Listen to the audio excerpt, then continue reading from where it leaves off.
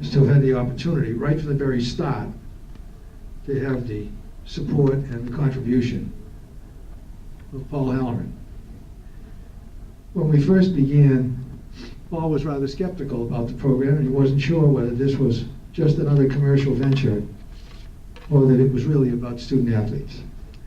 And so he said to me at the first meeting, "Gerard, I'll be with you for 3 months. If I see something I don't like, I'll be out of here." Well, that was 27 years ago. And I'm thankful to say that he's never found any reason to leave. To carry you forward for the rest of the afternoon is the former sports editor of the Lynn Item, Paul Halloran, and now with great communication, and a man most of the kids and coaches know, because he has been involved in the Aganis Foundation for many years and runs the summer program, which will begin in about 10 days. Paul's just been a fantastic person with whom to work and does a magnificent job in covering the kids and in doing everything he can to help student athletes. Ladies and gentlemen, Paul Halloran. Thank you, Gerard. What Gerard didn't say is that we started with breakfast meetings and now we're here at Salem Country Club. So, and there's been a lot of meals along the way, hence I'm still here. As Gerard said, it's unbelievable. And I look at the program. In 1992 was the first time we presented these awards, and Lauren Maney, who was here last year to help us celebrate the 25th anniversary, and Teddy Betancourt, who is the current mayor of Peabody. And you'll see in your programs, there's a long list of very distinguished and successful winners that Jenny and Andrew are joining today. So we're thrilled to have them. We're thrilled to have all of you here. Gerard noted some folks that are here. We have a great table of, I'll call them venerable athletic folks in the back with about 900 years worth of sports between them. And it's great to have them, former ADs, Billy Hamer, Alex Kulovich, Bob Geswell, Frank Carey, I believe he coached baseball somewhere, I'm not sure. Larry McIntyre from the referee world, Dick Baker, another former AD who's works for the MIA. And of course, Billy Hamer, I mentioned, and Red Hutt, the great former AD. So guys, it's great to have your experience in the room, and thank you for coming every year.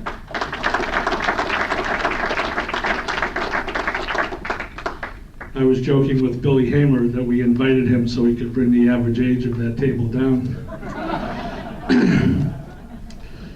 Our first guest today, you'll note in your program, you may have heard the name Geron out of Swampscott, in the vein of Dick Geron, who was the greatest player ever to come out of an athletic-rich community.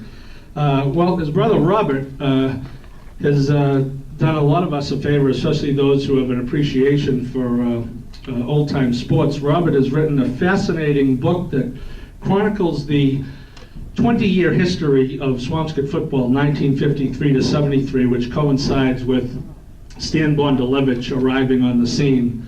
And for those who are in the room who are old enough to remember the impact that Stan Bondalevich had. I know the guys at that table are, and probably matched wits somewhere along the way. Stan was a real character, and that comes out loud and clear in Bob's book. And Bob's book is an in-depth, entertaining look at the 20-year dynasty that Swampscott football was in those years. And to put it in perspective, Swampscott's a small town of about 10, 12,000. I think it's maybe 3 square miles. There was at one time in the town 3 guys on the high school football team at the same time who played in the National Football League. So chew on that just for a second and figure how hard it is to get to the league, and know that a little town in the North Shore had 3 guys at the same time who ended up playing in the NFL. So I asked Bob to come and just briefly talk about his project, which the book's been out for a few months. It's going to rave reviews. So the author of Big Blue Days, Robert Geron.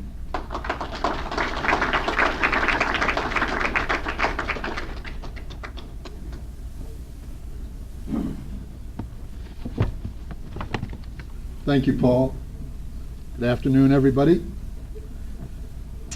Before I say anything about Big Blue Days, first and foremost, I want to congratulate the award winners today, Andrew and Jenny.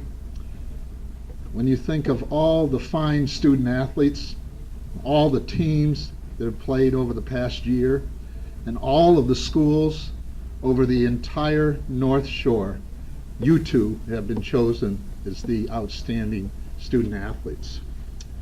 I think that's a testament not only to your exceptional academic and athletic skills, but I'm sure to a great deal of focus, hard work, effort, determination. So you should feel justly happy and proud about this award. But I also want to congratulate the parents, the other family members, the coaches, the teammates, the classmates, the teachers, the schools, and the entire communities that supported your efforts over the years. An award like this should be seen as a tribute to you, but also to all of them. So congratulations. And I want to thank Paul for inviting me and giving me an opportunity to speak briefly. And I know full well that I'm not here because of anything that I did back in ancient times, the Dark Ages, over 50 years ago when I was in high school, but because of this recently published book, Big Blue Day. So I'll talk just briefly about that and my experience writing it. I practiced law for about 40 years, and I finally decided I wanted to do something else. And I wanted to do something that I felt would be worthwhile and that I felt passionate about. And I decided to write this book about Swampscott High School, again, back in the, what I think a lot of you would think of as ancient times, the 1950s, 60s, and early 70s. And I felt almost compelled to write the book because for me, when I thought back about that, I thought of those times as very special times, and that is a very special place. And folks would ask me when I started out, well, what was so special about it? And as Paul mentioned, what I would tell them is it was the most incredible run of success for a football program in a small town. You had, in a brief 17-year period, 8 undefeated, untied teams, 7 state championships, 10 conference titles, 3 lengthy multi-year winning streaks. And then I would talk about the colorful, legendary head coach. And he was unforgettable. And then I'd talk about the players. And Paul already mentioned, on one team they had 3 players who each played multiple seasons in the NFL. I think you'd be hard-pressed to find that in any small town in New England ever. And that's what I thought made it so special.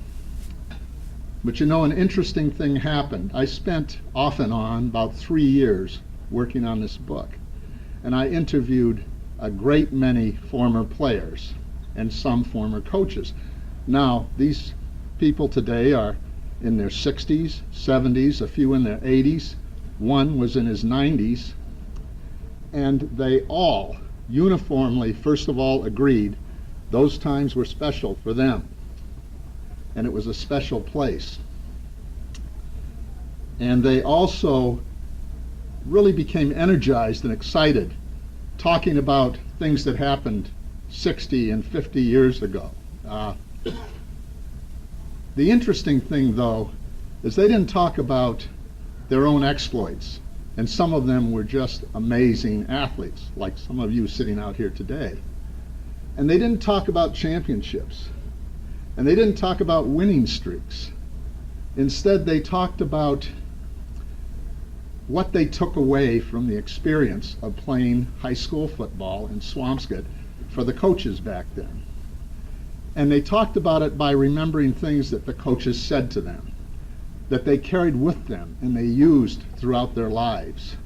And they talked about the community and how supportive and nurturing it was. They grew up in this town and they said it was just incredible how much support and help they received along the way. They talked about lessons that they learned. One player told me that the day he met Stan Bonilevich changed his life, turned his life around, and got him on a path to a much more positive and successful future. These are the kind of things they talked about. And they talk about how they learned to believe in themselves and how they learned to believe in their teammates and the magic of teamwork, of finally understanding that to get to your goals, you had to work together. They talk about loyalty, all these lessons. Talk about humor. And believe me, the guy we played for, he could be really funny. He used to say, playing football is fun. Now, some of you who have played football, you may wonder about practicing football. I'm not sure many of us would say it was fun, but he could make it fun. He'd also say, playing and winning is a lot more fun. But this is what they talked about. And after interviewing all these former players and then thinking about my own experience, I was more convinced than ever that those were special times in a special place, and I'm very glad that I wrote about it. But what made it most special was not all the winning, it was all the learning. And that's as it should be, because high school sports exist to educate. That's why we have them. And what I confirmed by talking to so many of these men, and some women too who had played sports in Swampscott, what I confirmed through them was that for many, their most enduring, valuable learning experiences in high school were those associated with participation in competitive athletics. And their most memorable teachers were some of the men and women devoted to coaching young people.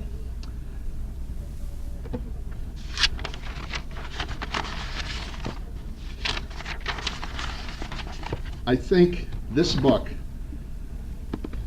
if there's one thing I would like readers to come away with, it would be an understanding and appreciation that for high school players, playing fields, basketball courts, volleyball courts, hockey rinks, they're all classrooms where kids are taught essential life lessons. Jenny, Andrew, any of the rest of you here who are student athletes, I hope that you will take the life lessons that you learned from sports with you, you will build on them, and you will use them as you confront new challenges and pursue new goals in the future. I brought, and I have in the bag back at the table, copies of the book for Jenny and Andrew I'd like to give to you. If nothing else, maybe you can use them as a reminder of your own special times and special places. Thank you.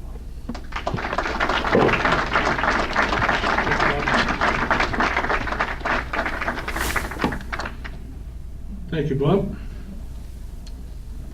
If anyone happens to be in Gerard's neighborhood in North Reading overnight tonight at about 3 in the morning and you see the lights on, don't get alarmed, he'll be up reading Bob's book, because I'm positive he's not going to sleep until he finishes it. Would like to bring up a speaker. One of the things we try to do at this banquet every year is bring back at least one of the former student athletes of the year. This young man, we're thrilled to have him. It seems hard to believe, but it was 7 years ago when he was up here as a St. John's Prep student. He went on, he was a great hockey player. He went on to play at Harvard. And he is currently, he's been with San Jose, and he played with Buffalo's AHL team this season. So he's on the cusp of the NHL, and maybe at the end of the day we can debate who the best hockey player in the room is. Apparently there's competition. But anyway, I'm very, very happy on behalf of the Moynihan program to welcome Colin Blackwell back. Colin?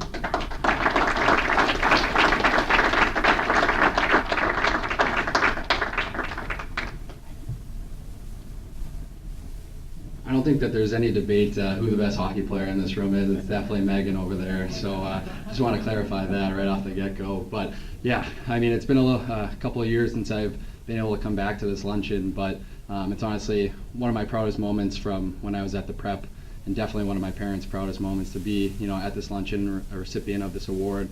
I want to thank the Moynihan family, Moynihan Lumber, and obviously all the great news sources out there that kind of support us student athletes. It's one of those things that goes a long way. And I see people that I've kept in touch with over the last 7 years, Matt Williams and Phil Stacy, and there's so much support in this room, and that's just one of the things that I like to say to the recipients out there today, that I'm 7 years since I've been back here, and still being able to keep in touch with some of these people. There's some people that here, and there's some people that you don't, that we're affiliated with, voting for you to receive this award, and the amount of support here, you always have this family to come back to, and it's really exciting for me to come back here 7 years later.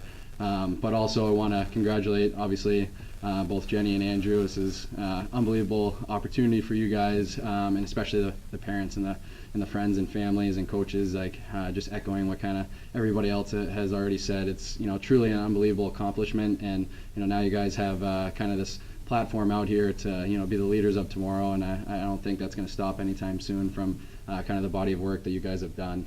But Paul, I just want to kind of have me come up here and give a little bit of an update of kind of where I am in my life. And I matriculated after St. John's Prep, graduated in 2011, and went to Harvard. Supposed to graduate in 2015, but ran into a little bit of an injury bug, and ended up redshirting and graduating in 2016. In the last 2.5 years, I've been lucky enough to continue to play pro hockey. I was originally with San Jose Sharks organization, playing in San Jose. And this past year, I was with the Buffalo Sabres, playing in Rochester, New York. It's an incredible experience. Something that I'm continuing to do that and kind of follow my dreams and goals. But the most important thing is I couldn't be more excited to be back here today and sitting next to hockey royalty herself, Megan Duggan, over there in the corner. So I'm excited to hear from what she has to say later on, and couldn't be more excited for the student athletes in this room, and what a great opportunity it is for you guys. So thank you so much for having me.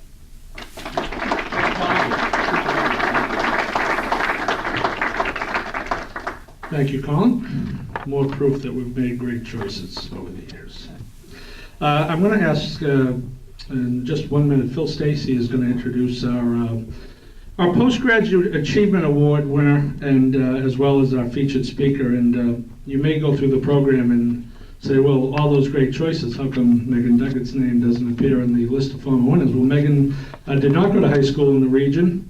I suspect because then the better hockey opportunities were, I'm guessing they were few and far between at the local level. So Megan went to Cushing, which started her hockey journey, which she'll tell you about. But I will tell you that I was the item sports editor for 10 years, a couple of centuries ago. But one of the things I remember most of all the things that I was involved with was in 1998, I think it was actually listening on the internet. I don't even think it was on video, if you can believe that, Megan. But Sandra White was a local kid from Saugus, also played at Harvard. And she was on the 1998 team that won the gold medal in Nagano, Japan, excuse me. And of course the games were on at ridiculous hours because of the time difference. And I really do think it was just audio on the internet. But I was up listening and taking notes, and it was very, when Sandra got home, I was happy. I was telling Megan when she came in, to do the first interview with her of the local guys, because of course none of us were over in Japan, and we met in Saugus on a Sunday, and I am very uneasily impressed after doing this for a long time, but the 1980 thing with Mike Eruzione, I'll never forget where I was, again, not on live TV, and there's just something, we just went through NBA world champions, and we go through Super Bowls, but I don't know, there's just something about to be able to say gold medalist representing the USA that's always really struck a chord with me. So we are very impressed to have her, and her unofficial or official biographer, Phil Stacy, is going to introduce our speaker. Phil?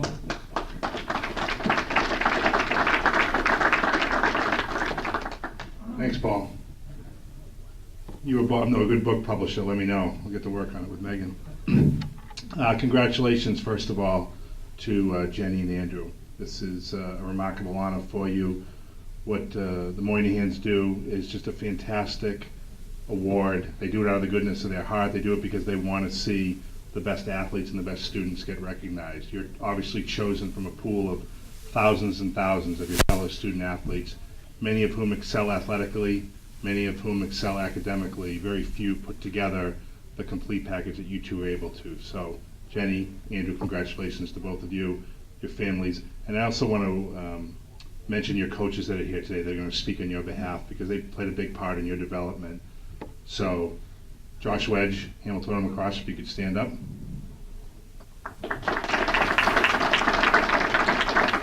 And Andrew DeBadges. Where are you, Andrew? There you are. There you go. And that's one of the great things about this job. And I know Paul and Steve and Matt and Nick and Mac and Nick Giannino, who's with us today from my staff, could tell you. It's great to have a job that you can go to every day and not only be passionate about what you do, which we all enjoy writing, we all enjoy athletics, but you're passionate about the people that you cover and the stories that you can tell. I'm in my 28th year at the Salem News, 21st year as sports editor, my God. And, I love coming to an event like this because I get to see, as Paul said, the veteran table in the back and all the guys that I grew up, either knowing about or idolizing, and then I get to cover them, and now I'm friends with these guys. And you get to see people that I can remember. I probably told this story in the past if you've been here before, when I was a young guy, and Jane Heil, legendary coach, Peabody High girls basketball. I was 21 years old. Probably was I wearing a hat backwards or wearing a baseball hat? And Jane politely came over and told me that gentlemen do not wear hats inside. And while I didn't quite heed it, I never forgot it. So it's things like that stick with you, and you have lasting friendships. And that's why I love my job. I love to write, I love athletics, but I love the people that you meet. Colin and Megan, I can say without hesitation, I've told them this, so it's not a surprise, but in all the years I've been doing this, they are two of my absolute favorite people, not because they're successful, not because Megan has a gold medal or Colin went to Harvard and he plays pro hockey. It's because they're amazing people and they come from great families and they're genuine. And when they see you, they're actually happy to see you, and I'm happy to see them, and it's like old friends. So to the two of you, thank you very much. I appreciate your friendship. Thank you for the banquet here. It's great now that my the third and my youngest child is in kindergarten this year. It's been a banquet at my house every day because I got 5 hours to myself, which is awesome. But I don't get the food that they have here at Salem Country Club. So thank you to the folks here, and thanks to them. Anyway, I do want to introduce Megan. I've known Megan for a long time. In fact, I met Megan when her brother Brian was playing at Danvers High School. Brian was a tremendous athlete in his own right, football, hockey, and lacrosse. Little known trivia question, I bet there's no other Olympic gold medalist who had a brother who scored the game-winning goal in a state championship game. Megan does. Brian scored the game-winning goal for Danvers High, 2001 state championship. And that's how I got to know Megan and her family. And what I just said about Colin and Megan is really true about Megan's family. The Duggans have embraced me in the almost 2 decades that I've known them. They're an amazing family. Her dad, Bob, is here today. Bob, how are you? There's Mary, or Maz, as we should call her. There's Megan's older sister, Katie, and there's a huge extended family of Duggans, your big typical Irish family. They're so loving, so warm, so welcoming. I've had what I would describe as the full Duggan experience, which is, wow, you got